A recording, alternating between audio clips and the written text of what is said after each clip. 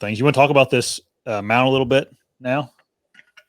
Yeah, I can show everybody what it looks like. Here it is, outside of the off the camera here, and essentially, Brian, you can do a better job of explaining this to me. I literally just put this together, but it goes on the back of your camera, and you zip tie it to the mounts on your that are on the back of most all cameras, right?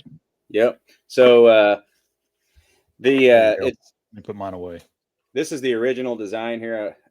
So you basically have ports on each side of it. Let me see if I can get up in the camera. So you have ports on each side that run all the way through the body of the mount, and then you also have these ports right here on the back that actually go through at an angle to those. So like on your old school, your Wild Game Terra series, which I run a lot of because they were cheap, you can just go on the corners because they have like a weirder mounting system. So if you have something that's got a wider thing and not those rails, it'll still work. And then kind of the newer, this newest model that we just kind of we redesigned for the Tacticam reveal stuff, because people, while it was working, because they have those posts that stick out, and you could put it out on those posts with just the old one, but this now it will fit right up tight to it, and those posts fit on top of it. So far, besides the Tacticam reveal, now that we took care of that, I haven't found one that it doesn't work on yet. So and then so it's a 2-part system, comes with a screw, and then also on top of it you have a bubble level. And some people might think that the bubble level is unnecessary, but when you're up there on weird angled trees or bigger trees that are also like maybe leaning out over like to the side or something like that, I've gotten down before and thought that my camera was straight up and down, but it's actually at an angle. And then what that does with your sensor, the big thing, it wouldn't be a big deal if it was just a sideways picture, but your sensors are going to be like, at an angle, and they're not going to trip at the right time, and you might get some false or some late triggers. And so you really want it to be up and down, as level as you can. So that's kind of what the mount in and of itself is. But then when it's mounted, the other nice thing is it gives you a place. It gives you a place to store your paracord system around it, and then I actually run like my screw down inside of my mount here or up on top here. And then when I get to the biggest thing that I want people to understand is the system was designed to save time. So when I'm going out there, I don't want to be hanging cameras. I want to be scouting, and I just want the camera setup to be really quick and easy. And so I designed it with the mount and then the paracord attachment with the Prusik. So whenever I get up on the tree, I will just take and I'll attach my paracord here like that, pull it tight, screw it with the screw on the mount. And then once I get it exactly kind of close to where I want it, I will put this guy here on it, which is the laser pointer. And a lot of the times I don't even necessarily attach it. You can when you're getting it set up, but a lot of the times I'll just take and it's got a little castration band on it. You turn it on, you put it right up to your lens. It shows you exactly where you're at. You can make your adjustments, and then you get down and you go to your next site. So for me, it cut down like 20 minutes of camera hanging, like on average at a site. Yeah. Gary was praising this little thing the other day. It's just essentially a laser pointer here for that. That's pretty nifty, because that is a pain, especially if you're by yourself. Yeah, that laser pointer though, you can't just use a regular laser pointer because you need that surface area to cover that lens so you can get the proper angle of your sensor. And I tried it a few days ago. I got my hands on a couple of your mounts, Brian. I tried that like you told me to do, and I was like, that first camera, Man, I tell you, I've already went up and down those sticks 20 times to get it exactly where I want. Yeah. And I literally went up and I used your system and I pointed it. I was like, wow. And then I got the exact spot where I wanted to detect. Now, mind you, I lasered the spot about 2 feet back from the trail where I was trying to monitor, because those deer are a little bit higher. You don't want to be pointing down at their legs. You want to be at about mid body is what I try to do. And then the next camera I did was a little bit of a struggle because it was super bright, sunny day in tall grass. And so I didn't use it there. And I get back to you and I talked to you a little bit about it. And he's like, well, you have your backpack, lay your backpack down and shoot the laser on that. And I'll tell you what, I did 7 more cameras a few days ago, and man, did that work. That saved me a lot of time. I was able to get 7 cameras out in one afternoon, which is a lot for me. So I can't say enough about that laser idea. I know a lot of people like using their cameras. I tried it, and you can't ever get that exact angle of that lens. That was my thing that people were saying with the camera. Like I had been using, so when I first released this stuff, everybody was saying like you can use a stick and you can use your camera. And I've been using a stick for a long time and it definitely works. And I've been using my camera and you can get by with both of those. But when you're hanging elevated cams, you really need precision because of, like you said, you don't want to be cutting off the top of your deer or getting late triggers. And so for me, I needed something that showed me the exact spot where my lens and my sensor were pointed. And I wasn't okay with so when you're up there with your phone and you're tired and you're sweaty and stuff like that, and you're sitting there trying to get it just level, just right, and look out and see if your camera is in the right spot as where your phone camera is and stuff like that.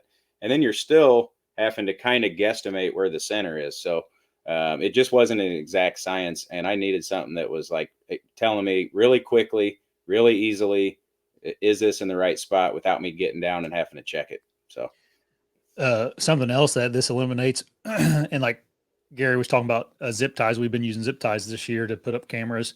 But can you go over this Prusik knot a little more, Brian, and do it a little more up close? Because I don't think we saw that real well. I think this is a big advantage. Yeah. So I can't get too close because the light washes it out, it looks like, but That's fine.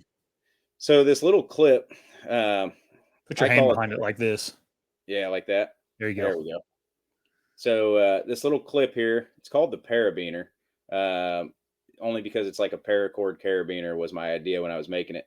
But it's basically just a attachment clip that you can run Paracord through the bottom of and attach it. I just run a little quick, easy slip knot on there, and then I tie a double fisherman's knot of 325 paracord on the 550 cord, and then turn that into a Prusik knot. Okay. And same idea as like your safety harnesses that guys have been using for years with the Prusik knot on it. I'm not big on Prusik knots for when you have a load on because they're hard to break. Or like when you have like a heavy load, like your body weight. But it's really a good knot if you want to grab really tight in a situation like this. And so it makes the whole system a lot easier, because before, when I had Paracord, you either had to tie a couple of crazy knots, or I would use the cam jam. And that's just bigger and has like some metal pieces on there. And then you still, after you ran it through, you had to sit there and tie some weird knots. So what I wanted to eliminate there was time, ease of use, and then also when I came back 6-7 months later and I had a camera soaking, I ended up cutting the Paracord before because those knots get dry rotted, and it just is kind of a pain in the butt, and you're just ready to get the camera home, so you cut your Paracord and you go home. Well, this guy just is a quick attachment, slides right into the slides right in there, and then you pull it tight, and then I attach a little bitty let's see if you can see it over there. You see it. Yeah, attach a little hair tie there. And so instead of any knot, it kind of goes along with the mount. Is when you're done, you sit there and you can wrap your excess around and then throw your hair tie around the mount, and then you're done. And you come back 6-7 months later, you just pop that off and you pop the whole system off. So there was just nothing available that was anything like what I wanted to use. And so I went back and originally just had made this stuff because I needed something that was much easier and quicker. And then once I realized how well it worked, that's when I decided, hey, maybe other guys out there might like this stuff. So yeah, when I tried that out, I'm not a rope knot guru. I don't like screwing around out in the field, honestly. Just tend to get me frustrated. And simple, keep it. That's so I was a little bit concerned watching the video. Yeah, names, cruise signal, that, whatever. And when I did it the first time, and I actually pulled it tight, because Josh tried hanging some cameras with paracord, and the camera's banging around, and you're trying to tie it, loosens up on you. Well, when I hooked it around and cinched it tight, it was there. I mean, it was there. I was like, holy cow, this is awesome. And then you just tie a knot to keep that from moving. Just a real quick, anybody can do that. And I was like, well, what the heck? This is why reinvent the wheel? And the guy's already done it here. I loved it. Like, it was 1, 2, 3, and then have that adjustable Yeah. rod. You just the pitch with the rod then. I'll be honest with you, guys who put sticks in their cameras, I'll spot a mile away too, because you're on a vertical tree with a vertical camera, and now you put a horizontal stick behind it. It just, I'll see it. My eyes are so in tune with looking for cameras that and straps from cameras are just real simple. And with that paracord and it being dull colored, not like glossy zip tie or something, I was like, man, this is well, I specifically use a certain color of paracord too, which is olive drab, because if you just get a regular green, it's got that shiny kind of tint to it. You know what I mean? And so this stuff is the best stuff that I found as far as like blending into most situations. So like the whole thing is kind of thought out for what we do. And that's kind of the, when I used to use the sticks, like you were saying, I used to have to go and find a stick, right? So you're standing there at a site, you're looking around for a stick, and then you get up there and then you set the stick behind it. And then you got to sit there and get down, figure out if it's pointing in the right spot. You're up and down 2 or 3 times. And then a lot of the times when you leave, you're not even feeling secure that stick is going to stay in that spot for the whole time that you're up there. Because, you have to like wedge it down in there. And a lot of times it's a stick. You're not sure on how solid it's going to be up there, if it's going to break off or whatnot. So there was just a lot of issues that, I had with using the stick system. So if you want to watch another video, click right here. But don't forget to subscribe before you leave.